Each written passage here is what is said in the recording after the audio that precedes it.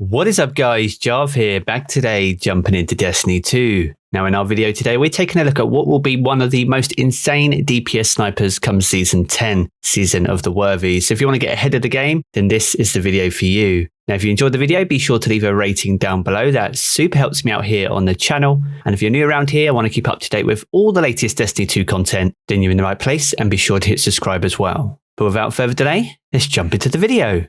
Now the weapon we're specifically referring to in this video is the Trophy Hunter. This is one that comes as part of Season 9, Season of Dawn, and it's a legendary energy sniper rifle. So if you want to get ahead of the game, you're going to need to get this season to get ready for next season. Now this is an aggressive framed sniper, so it does high damage and high recoil. Now with the most recent This Week at Bungie, there are some changes imminent coming in the new season, and we'll cover those off now, which will highlight exactly why this is the go-to sniper for DPS in Season 10. Now in their weekly update, Bungie outlined 2 changes coming next season which are going to impact snipers massively. Now Izanagi's Burden has been the go-to for DPS and damage throughout the whole of Season 9, and personally I found it's been pretty balanced. It's actually been really effective, and it has a small little skill gap to be really effective with it. However, they are making some changes, so Outlaw will no longer be part of that sniper rifle, and this is going to be replaced with No Distractions, which will bring it more in line with the fantasy of the weapon according to Bungie. Now, as well as replacing the perk, the animation speed for Honed Edge will no longer be affected by the reload stat. Now, according to how that's written, it seems like Honed Edge will have a fixed reload speed if you're going to crunch your ammo together into a single round. Outside that, it'll be the regular reload stat that will apply. Now with those changes to Izanagi's Burden in mind, they also announced some sweeping changes to sniper rifles across the board, and this will be why Trophy Hunter will be very strong next season. Now I'll read it verbatim just so we can cover it off in detail. So we gave sniper rifles an increase in PvE damage back in Shadowkeep. We're removing that change for a few reasons. Sniper rifles have a lot of utility and safety due to their range, and the increased damage was giving them too much of a leg up on their closer range counterparts. That gulf only widens as the difficulty of any encounter goes up. The direct changes to adaptive and rapid fire snipers were to make differences in the sub-archetypes more impactful again, as to give some amount of parity with the adjustments to shotguns and fusion rifles. Now they mention a few specific changes, so damage to major enemies and above has been reduced to pre-Shadowkeep values, a -20%. Adaptive Sniper's precision multiplier has been reduced from 3.25 to 2.95, and rapid fire sniper rifles base impact has been reduced from 100 damage down to 90. Now with all those changes in mind, Izanagi's Burden may not be the go-to sniper rifle come Season 10 for PvE, and inside PvP things like Twilight Oath and Beloved have seen a huge nerf as they won't be able to one-shot supers. The only way you'll be able to one-shot a super in the head with an adaptive frame will be if you had box breathing. With that being said, that is where aggressive frame snipers come in, and that is why Trophy Hunter is one of the go-tos next season. But let's have a look in a bit more detail and break it down to see exactly why this is going to be effective in PvP as well as PvE. Now, as I said earlier in the video, the Trophy Hunter is only available in Season 9. You can get this from Obelisk Bounties, so you can either visit the obelisks on the destinations themselves, or if you visit the obelisk in the tower, you can collect it very easily from there. Now, you can either choose to complete the bounties in the regular way, or if you're still donating to the Empyrean Foundation, then that's a fantastic way of being able to complete 4 of these bounties very quickly. So in terms of being able to obtain this weapon, it's very easy to do. But what sort of rolls is it that we're looking for specifically to be ready for next season? Now it can roll many barrels. The standout ones are Arrowhead Break, which will give you a boost to your handling and recoil, or Corkscrew Rifling, or Fluted Barrel. Those are the top 3. And if you're in for PvP, then Polygonal Rifling will give you a +10 stat to your stability, as well as Small Bore, which will give you a +7 to your range and stability. Now next up we have magazines. Now this is a bit of a talking point, and we'll cover it in a bit more detail when we jump into the tribute hall. But we have Appended Mag, which will give you a +20 stat, as well as Tactical Mag, which will give you +5 stability, +10 magazine size, and +10 reload. And also Extended Mag, which gives you -20 to your reload speed and +30 to your magazine. Another good choice for PvP would be Accurized Rounds, as that will give you a +10 to your range stat. Now in terms of the middle column, there's only 4 perks that can roll on this weapon.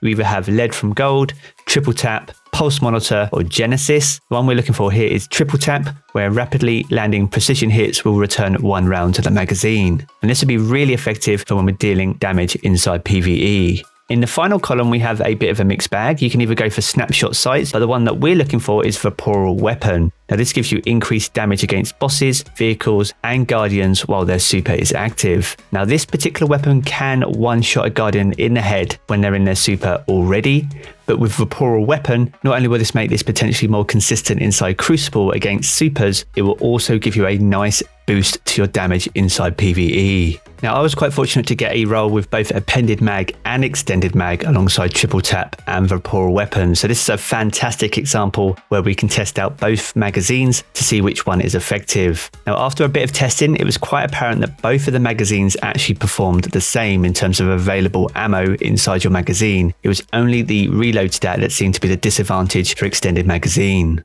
Now the key thing that will make or break your trophy hunter is going to be the mod. Now I did a bit of number crunching, so let's break these down to see which mods are effective alongside your magazine to get the most damage out of this sniper for PvE. Now with a Vaporal Weapon, if you were to apply a boss spec with an Appended Mag, which will give you 4 rounds in the magazine, and Triple Tap will allow you to fire 5 rounds, you'll gain 19,778 damage per shot. So overall, that will give you 98,890, but as of next season, that will be 79,112. So you can see exactly that 20% nerf kicking in there. Now, if you didn't have Vaporal Weapon and you put Backup Mag, you would be getting 15,958 per shot. With Appended Mag, that will give you 5 per round because of Backup Mag, which will allow you to fire 7 shots. Each of those shots would be hitting for 15,958. Now with that being said, your total damage output would be 111,706. But as of next season, that'll be 89,364. So Backup Mag is more effective than if you had Vaporal Weapon and boss spec stacked, just because it has the extra rounds in the magazine. Now with those findings in mind, if we had Vaporal Weapon and applied Backup Mag, you would be getting 18,352 per shot. That would be with Appended Mag, that will give you 5 in the magazine with Backup Mag, and Triple Tap will allow you to fire 7 rounds. Altogether, that will result in 128,464, the highest of all the examples we've covered. As of next season, that will be 102,771. Now, I know what you say in the comment section below. Yeah, but Izanagi's Burden will still do more damage even with Honed Edge.